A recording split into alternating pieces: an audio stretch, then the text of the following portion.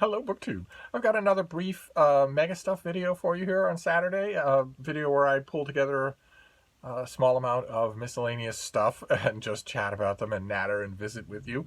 And it's not many today. It won't be, I don't think, a 30-minute MegaStuff video. And we start, of course, with the yawning gap of chaos that I mentioned yesterday in my Preptober plans, my NaNoWriMo plans. I participate every year in National Novel Writing Month in November, where you write the 50,000 word first draft of a novel in the course of 1 month. It's a great thing. We'll be talking a lot about it in November.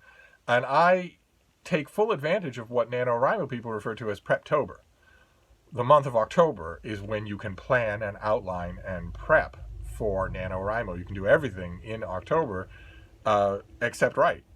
And that has been a great boon to me, and I was well on track to do that with a science fiction story called Kendra Victrix. And then it fell off the track. It just completely fell apart. Suddenly, this thing that I had been planning and prepping felt like poison. The last thing on earth that I want to write. Now, I don't know if that is still true. I am still very much in that reaction where this is the last thing I want to write.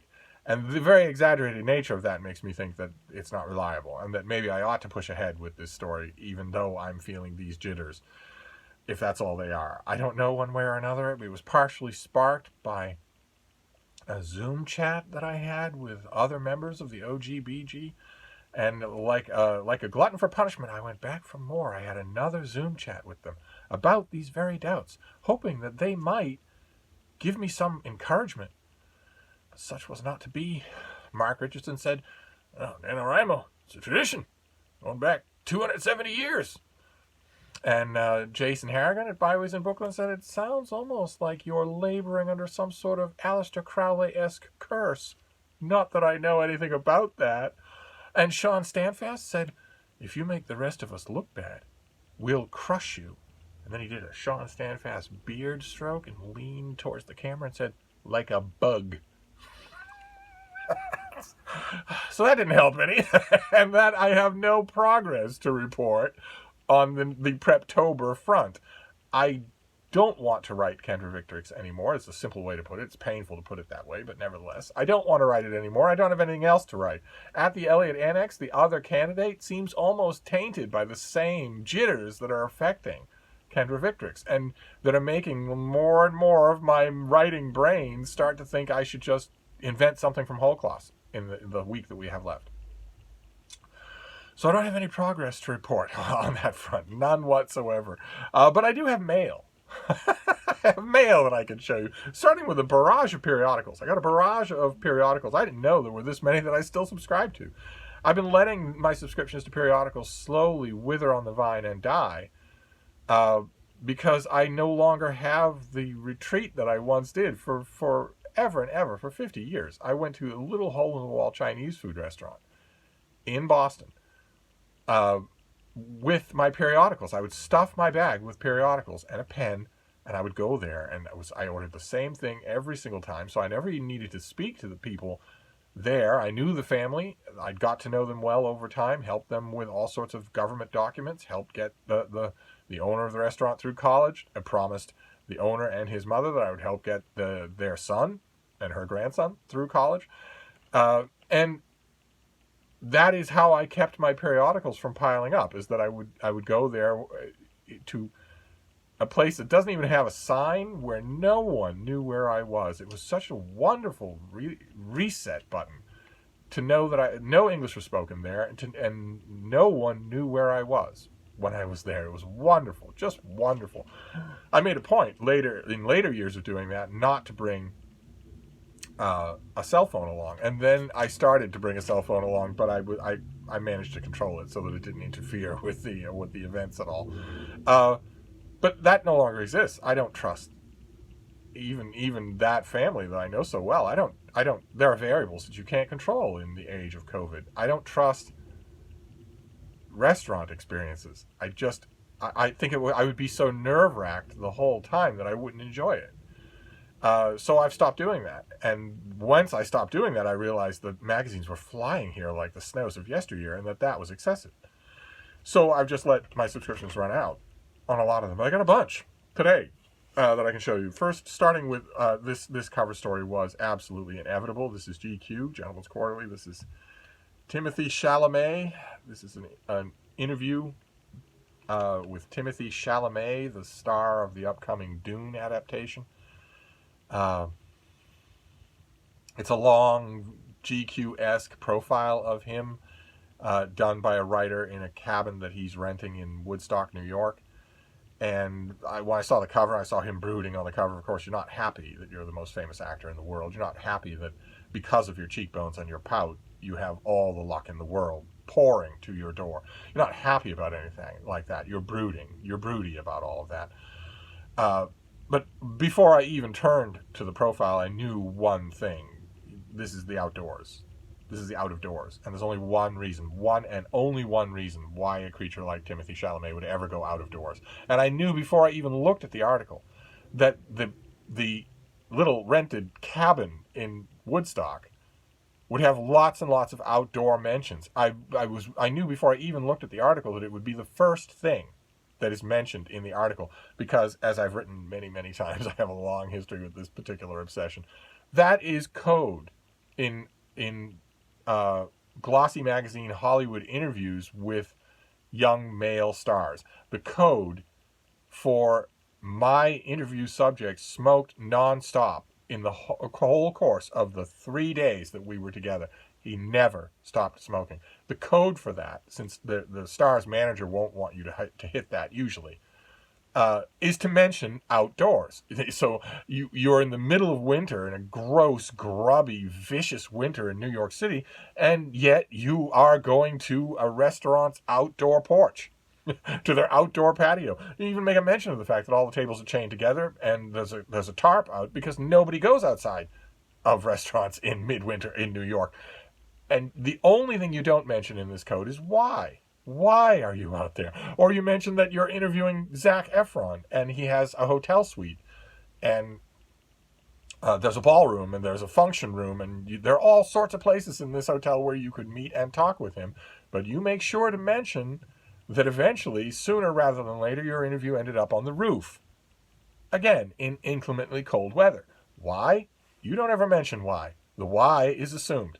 Because the subject of my interview never stopped smoking. Not in the whole time, except for the few seconds, since light travels at light speed, for the few seconds necessary for pictures to be taken. Other than that, no. The whole time. Even while eating, even in the bathroom. The whole time. And sure enough, this profile does start that way with that legendary outdoorsman, Timothy Chalamet, out on his porch in his cabin, wandering around in the woods in his cabin. There's one picture in particular that pretty much sums up this insufferable, pretentious glamour puss, who is going to brood the whole time. And that is the picture. I don't know if you can tell from that picture, but you can certainly tell in the course of the article and from the other pictures that this kid can't weigh more than 70 pounds. So he talks about how, in the article, he talks about how, well, if I bought into my complete fame, I'd have been a psychopath. Well, okay. You wouldn't want to be a psychopath. That's true. That would be unhealthy. But if you take your clothes off down to your underwear, any normal person in the world is going to say this person needs to be in an intensive care unit right away. This person is a day away from dying of starvation. So I don't know. There are many layers of psychopathy, I guess. And the next piece of mail here is also a glossy. This is Vanity Fair, which I have not enjoyed as much since Graydon Carter left it. Graydon Carter and I have a bit of a checkered history, but even so, I thought he brought a particular verve and vision to this magazine that I don't think it's had ever since. It seemed to me to be a lot more ramshackle. And the big celebrity interview anchoring this issue is Gal Gadot, who is the star of Wonder Woman. And she comes off wonderfully in this article, in this profile. And I don't know if that's just very careful management on her part. I know that there were lots of come-to-Jesus conversations with her in Hollywood prior to the premiere of the first Wonder Woman movie because people recognized that there was a lot on the line. The first solo female superhero movie, with that kind of a budget, that kind of attention, that kind of high-profile director. Turned out she was a natural, and it was perfectly done, and everybody loves that original Wonder Woman movie. No idea what the next one will be like. But the real terrible thing, the real terrifying thing in this issue is one that I have not had the courage to read yet. You can see it on the cover here. It's QAnon. There's a writer in here. Let me get you his name just to be absolutely sure. Jeff Charlotte does a long profile of QAnon, which is a conspiracy theory without the theory. It's taken root, naturally enough, it's almost redundant to say this, it's taken root in America. It is a version of Tea Party republicanism that says my enemies have divergent political opinions from mine, and they would hurt the budget or the deficit or national defense or infrastructure or personal choice if they were elected. And also, they are pedophile cannibals. People who disagree with me about Roe v. Wade are pedophile cannibals. And it would stay in the fringes. QAnon started famously with allegations of a pedophile ring run out of the basement of a pizza parlor that doesn't have a basement. So it would be a very, very fringe thing, except for the lunatic in chief in this country, Donald Trump, believes completely in QAnon and fuels it every chance he gets, so that it's the number of people, diagnosable people, who live their lives according to QAnon, who believe in it and crusade about it, and, needless to say, are willing to kill about it. The number of those people went from 1,000 in 2016 to 1 million or more in America today because of the President of the United States, who's a raving lunatic. And that article, I will read it, of course. It's one of the reasons that I get things like GQ and Vanity Fair, is because deep in the back of the magazine there will be very good nonfiction reporting that is usually given a very good price tag. It's usually well-paid work. And I value that. I really do. Then the next one, the next two, I mean, GQ and Vanity Fair are not for everybody. And the next one is not for everybody either. But the second two periodicals here are two of my favorite in the whole world. And one of them is, of course, the TLS, the London Times Literary Supplement, which had this issue has lots and lots of fun stuff in it. I haven't read through it all. I'm still actually decompressing a little from a piece in last week's TLS. I don't think I told you about it on this channel. I don't think I talked about it. But it was Arthur Hugh Clough. It was the Victorian poet. Got a long and loving profile in the last TLS that was fantastic reading. Just fantastic reading. Every time I see something like that, I hope that what it really is a repurposed introduction essay to a forthcoming biography. That would be great, because that particular poet hasn't had a full-dress popular biography in 100 years that I know of. But no, I don't want to go to any of those articles yet. I'll mention just one of them, but the main thing that I want to mention in this issue is the letters page. I often talk when I mention the TLS to you, I talk about how controversies brew in the letters page and sometimes go on for weeks and weeks or months and months of just not letting it go, of people going back and forth with each other. But the letters page of the TLS is also has another function, the function that is more time-honored. It is older than controversies. It is arguably the oldest function of any letters to the editor page, and that is to give a soapbox to lunatics, to nut jobs. Typically speaking, in the common parlance, it used to be that the writers of letters to the editor had a little bit of a screw loose. There have been whole anthologies written along those lines, of just assembled screw-loose letters of one kind or another. Insufferable, insane, clueless, that sort of thing. And this particular letter page in this TLS has two of them. I thought I'd read them both to you. The first one is, let's see here. The first one is from a writer from Brighton who says, "The books you review are too long and too cheap." In your October 16th issue, I count reviews of 20 prose works with a combined length of 6,850 pages, an average of 342. You just picture this person sitting at the table doing that math. And a total price tag of just £475. 12 publishers still of the opinion that a price ending in 99 pence is appealing to thrifty readers, saving pennies for a once-a-year postage stamp. Never in history, except in the old Soviet Union, have books been so cheap. But the downside seems to be that as if to compensate, they have become longer. I am sure such a niche market available for books which are to the point, under 200 pages, and cost a fair trade 10 pence a side, some of which could pass to the currently overworked scribblers. This person wrote a heated letter to the TLS about how books are too long and too cheap. And it gets better. We have one other letter here, and then we'll move on to one article that I want to point out. And this other letter is from London. Quote, "What's the use of a fine house if you haven't got a tolerable planet to put it on?" Close quote.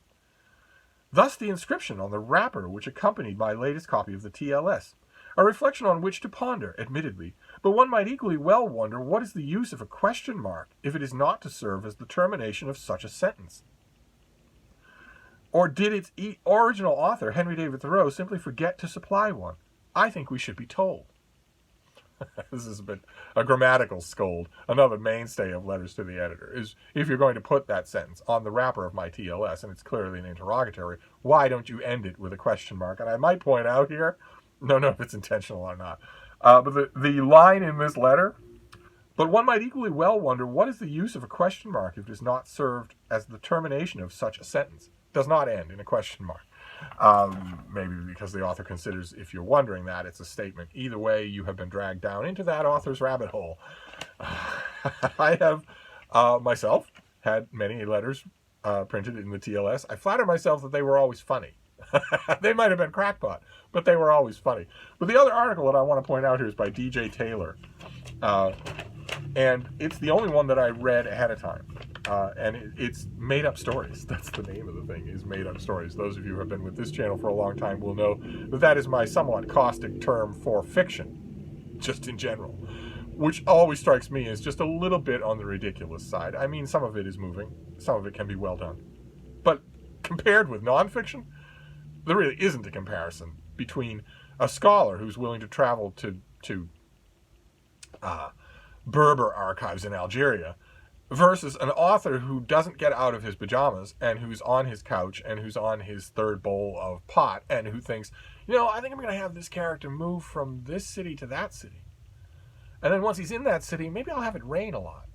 And maybe he won't like that. Or maybe he will. Boy, I can't wait to charge money for this. But those kinds of made-up stories are not the ones DJ Taylor is writing about in this piece. The piece is very good. The piece is about books that are made up inside other books, where an author will be writing a novel and have authors and historians and whatnot in the novel, and he'll decide to make up new books just for that book. DJ Taylor starts off with a mention of Criminal Queens by Lady Carberry in The Way We Live Now by Anthony Trollope. But he goes on, or she, or whoever DJ Taylor is, goes on from there to talk about a whole bunch of different ones. And there's an inset. I don't know if you can see there. There's a pull quote here that says, "When Thackeray or P.G. Wodehouse introduce us to invented writers, they are making perfectly serious point about the literary world of the day. And yet, you will scan this article almost completely in vain for any examination of the fictional authors in P.G. Wodehouse." I read the pull quote first because it's in the middle of the page and it's in bright red letters, and I was hoping for a couple of paragraphs on P.G. Wodehouse. There's barely anything. And of course, like so many people, I have loved the fictional authors in P.G. Wodehouse. But I like the piece quite a bit, and it had a perfect TLS side effect, unintended by the author, but something that I treasure and that I come to literary reviews of any kind, but especially the TLS for, which is at one point the author mentions the Frederica Quartet by A.S. Byatt, who's an author that I really like, even though I am not overly fond of her breakout book, Possession. The one book by her that most people have read is not one of my favorite things. But one of the things mentioned, the last of the third of the fourth of the Frederica books is Babel Tower. Came out in 2016, or 1996? 1996, yes. And in the course of discussing made-up books in other books, there's no excessive spotlight thrown on Babel Tower, but the references alone made by DJ Taylor made me want to read that book again. I wasn't overly impressed with it when it came out in 1996, and now I want to read Babel Tower again. So I immediately looked around to see if I have a copy. It's a big, thick thing, and I don't. So it will be on my mind when I use Bookshop the next time I do that. It will be on my mind to see if I can find a copy of that and reread it. I remember there were parts of it that I liked, but maybe I would like it a lot, the whole thing, a lot more. And then the last periodical we'll look at before we look at the mail is the greatest magazine in the world, and that is National Geographic. And as you can see, this is a one-issue concentration. And National Geographic does that from time to time, and I have to admit, usually I don't like it. Usually I come to this magazine specifically for the variety.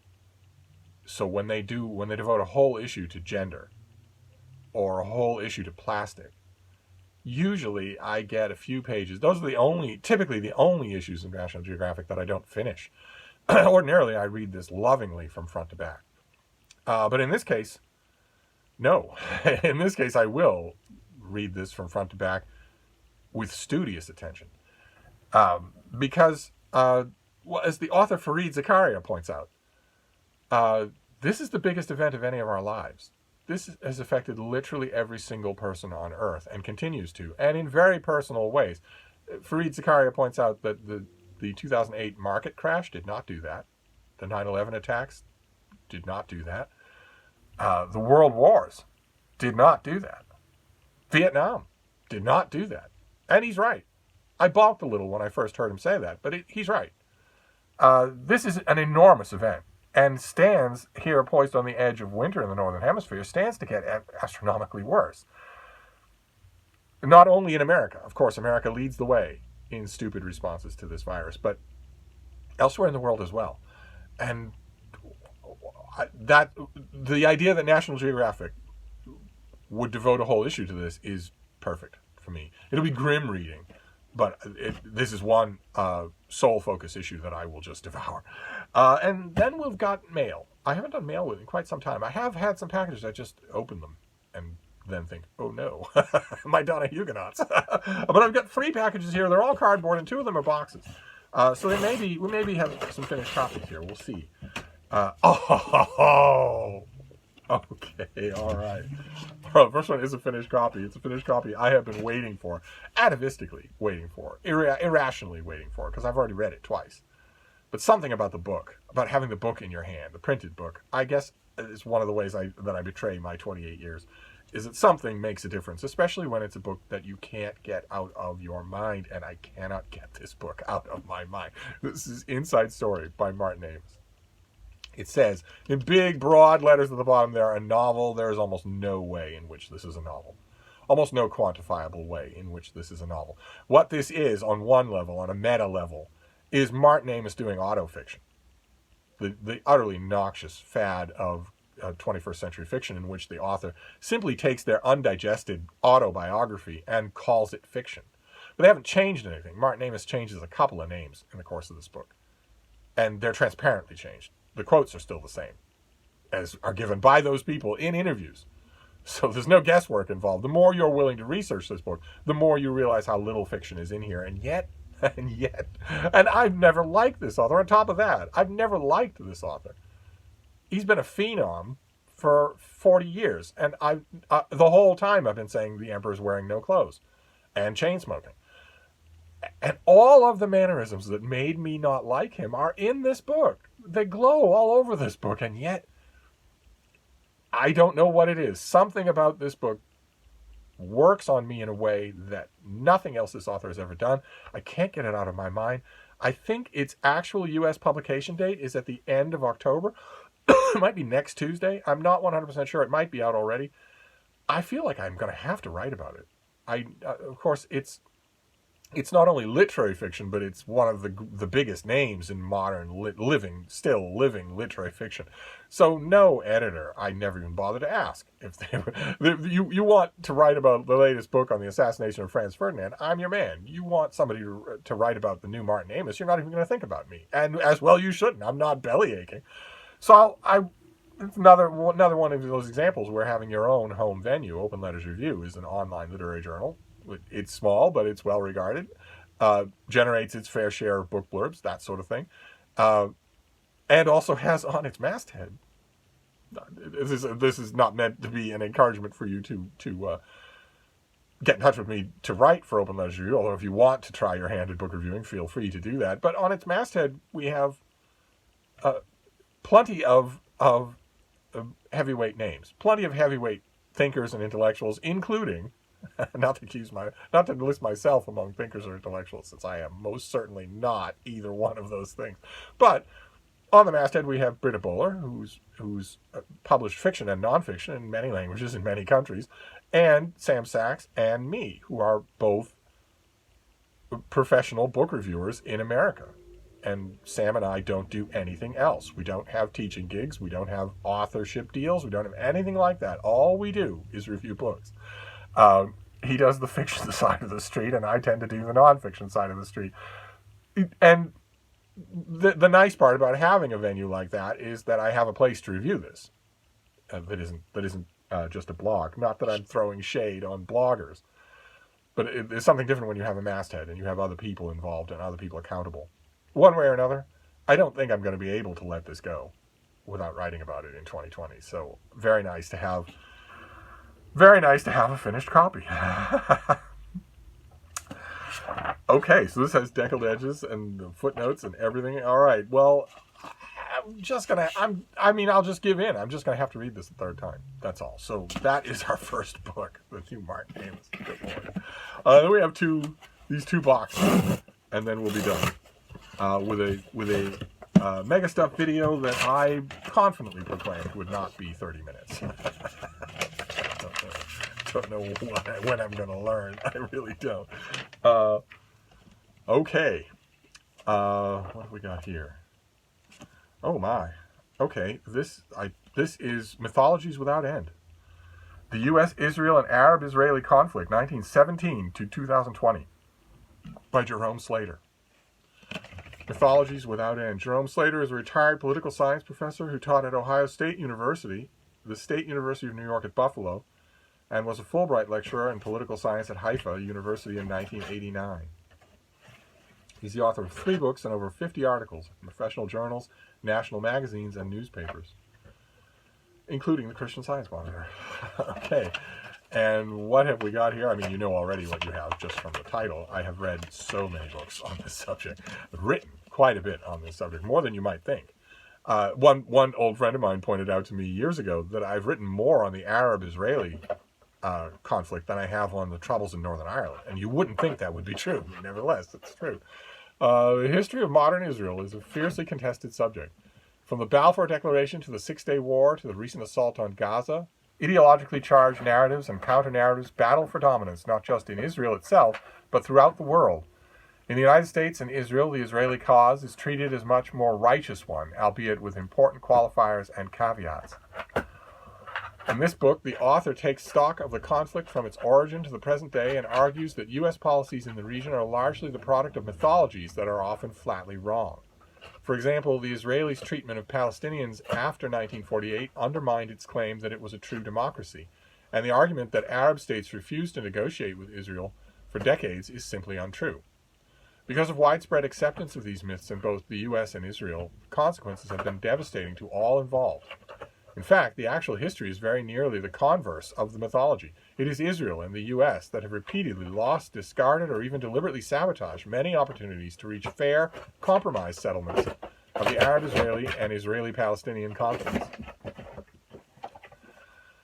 Okay, well, the author lists those mythologies, but there's another mythology at work, and it's another active component. We'll see how much attention it gets in here, and that's Christian mythology. Christian mythology has guided a lot of what's going on with American foreign policy in Israel, in especially the last 30 years, as frothing at the mouth, eyes rolled up in the head, religious fundamentalist zealot movement has taken over the Republican Party in the United States. That takeover of the Republican Party has changed it from a political party into a religious party, to an extent that most Americans aren't willing to admit, and that has a huge effect on American-Israeli policy. We shall see. That is fantastic. This was sent from the warehouse instead of from the publicist's desk, since none of my publicist friends are at their desks still. I don't have a pub sheet for this, so I don't know when it's coming out, but I will find out and put a little slip of paper in there. Wow, okay. And that's two books that I'm pretty much going to have to write about. Then we have this third one, another hardcover, and then we'll be done. That sound you hear in the background is my little schnauzer destroying these boxes. It's just fine by me. It saves me the trouble of shredding them. Oh, great. Okay, fantastic. All right, this is a November release. That much I know. I don't know the exact date. We've seen this already, but now we have a nice bloody-handed cover. This is by Peter Stothard. This is The Last Assassin, The Hunt for the Killers of Julius Caesar. Wonderful. This is a finished copy. Peter Stothard is an author, journalist, and critic, former editor of the Times of London and the Times Literary Supplement. And he's written a number of books on classical history, on classical subjects. This has blurbs on the back from Greg Wolfe, Hilary Mantel, and Mary Beard. Okay, fantastic. This is all, you can guess what this is about. The assassination of Julius Caesar. Many men killed Julius Caesar. Only one man was determined to kill the killers. From the spring of 44 BC through one of the most dramatic and influential periods in history, Caesar's adopted son, Octavian, the future Emperor Augustus, exacted vengeance on the assassins of the Ides of March. Not only on Brutus and Cassius, immortalized by Shakespeare, but all the others too, each with his own individual story. The last assassin left alive was one of the lesser-known, Cassius Parmensis, was a young poet and sailor who chose every side in the dying Republic's civil war except the winning one. A playwright whose work was said to have been stolen and published by the man sent to kill him. Parmensis was in the back row of the plotters, many of them Caesar's friends, who killed for reasons of the highest political principles and lowest personal piques. For 14 years he was the most successful at evading his hunters, but has been barely a historical footnote until now. This is another example where I've read this already, but I will reread it because I'm going to be reviewing this in November, so it's nice to have a finished copy with a working index, and some inset black and white photos, not much. My first impression of this was that it's a little bit hamstrung by its own structure.